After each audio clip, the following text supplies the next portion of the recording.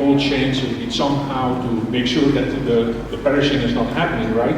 While if you have non-perishable product, the value chain will typically look very different. Where you have large local value chains, global value chains, the nature of the technology that is used, whether it's capital intensive or labor intensive, typically will depend on the availability of these typical basically inputs that we have, and therefore heterogeneity is really the norm when you think about value chain. And that also means that if we have to think about solutions of making them better, that we have to think of there's no one solution fits all. Now these are important. If you look at consumer spending, right? Then basically the share, if your consumer spends $1, then how much of that goes to the farmer? And in rich countries, it's 15 cents. So only 15% of that goes, 10 to 15% goes to the farmers. All the rest is somewhere else in the value chain. In the poorest country, it's around 50%. But even in lower and lower middle income countries like India, China, etc., Brazil, I mean, we're about 30%. So that means even there, between 50 and 70% of consumer spending is not going to the farmer. And so that, of course, makes it a very important sector, and this grows in importance that we have economic development. And so it's really important in terms of job creation, in terms of, and also the attractiveness. We talked about youth, keeping youth into the agriculture, but I think keeping youth into the food system is actually a better way of looking at it, because a lot of the interesting jobs, also in terms of technology, are not necessarily at the farm level, but on a whole bunch of SMEs often, which are working with the farms. The role of women has been emphasized by several of the speakers. I think it's a really important element, obviously, but it varies a lot between countries and between value chains. We just had a discussion last week about, in some countries, some of the retailing is very much dominated by women. In other countries, it's completely dominated by men. So there's a lot of cultural factors and history in this space. The issue of data came up by several of the speakers.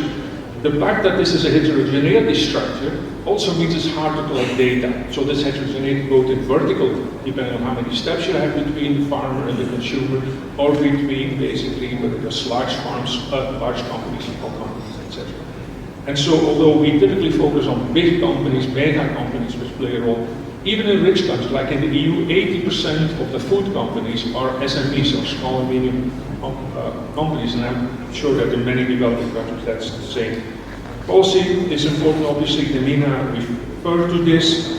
It's important in a number of ways. The one is obviously there's a lot of private sector investments that are needed throughout the value chains to have efficient value chains. Okay?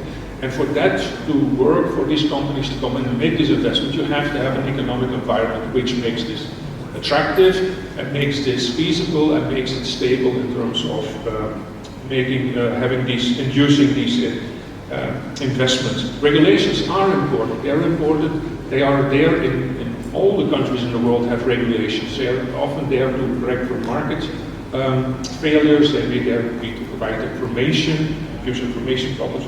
But there's a lot of regulations which can facilitate value chain development. There's also a lot of regulations which can make it not work, make it as hindering value chain development, which are complicated.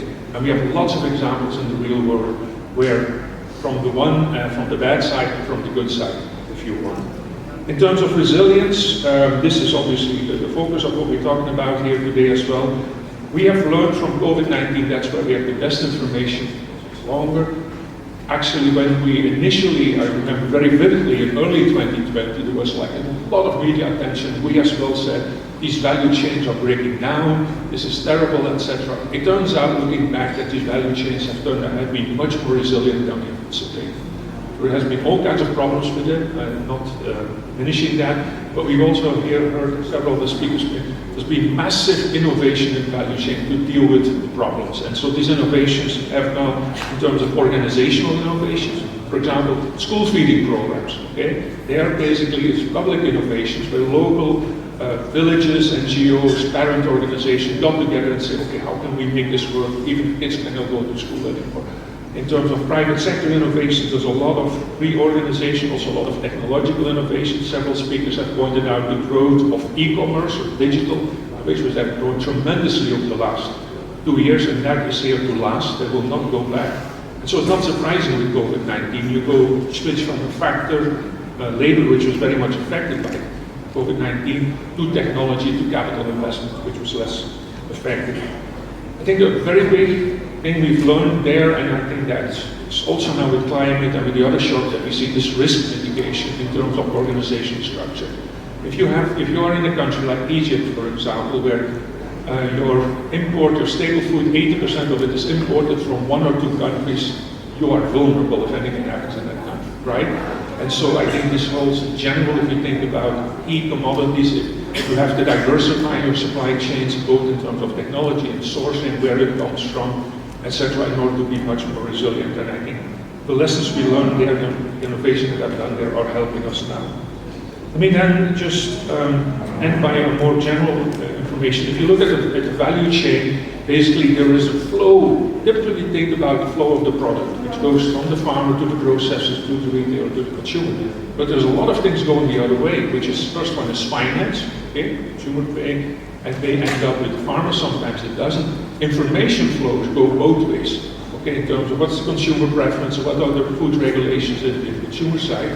At the same time, the farmer has to guarantee the safety of the product, the quality of the product, and increasingly how it's being produced, whether you use child labor, for example, hopefully not, and now increasing, I think, sustainability. And this will be very important going forward in terms of all the points which the last speakers have brought up, to guarantee that the way you produce it is going to affect whether the consumer wants to purchase it or not.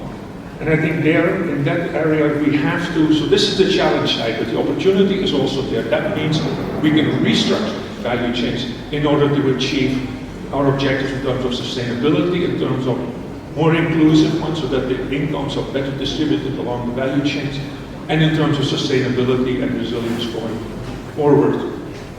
I could go on and on this like that, but I see people waving that I'm talking too long, so I'm going to end with this, and I'm happy to continue talking, because the interesting part of it, this is also the data collection. A lot of it is stories, okay? Because it doesn't come out of the statistics. We don't have good statistics, like how is it organized there, and how is it organized there. And we have to tell these stories to learn from each other what works well and what doesn't.